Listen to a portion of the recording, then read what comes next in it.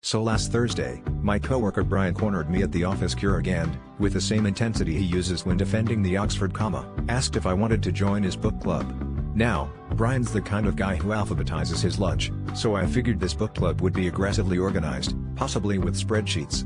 But I like books, and I don't get out much, unless you count my weekly trip to Target, which I do, so I agreed.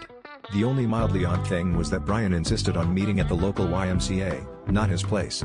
We need space, he whispered, which should have been red flag number 1. But again, the man alphabetizes his lunch, so I figured he just likes to spread out.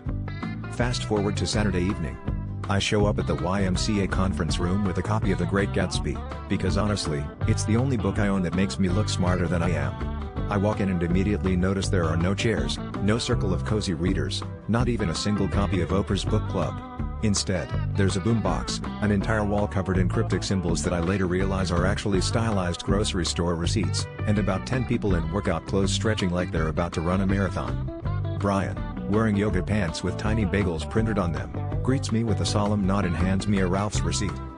At this point, I'm honestly considering just faking a phone call and bailing, but before I can, the lights dim, the boombox starts blasting ABBA, and people begin interpretive dancing while clutching receipts.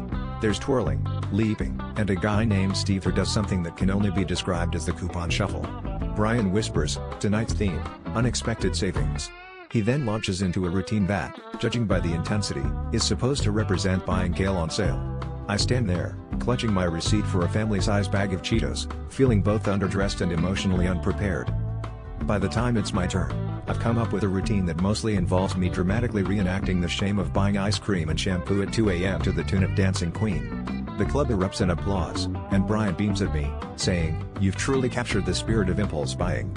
So yeah, that's the story of how I thought I was joining a book club, but it turns out I was just getting a receipt for my performance. Turns out the real club was about little paperbacks all along.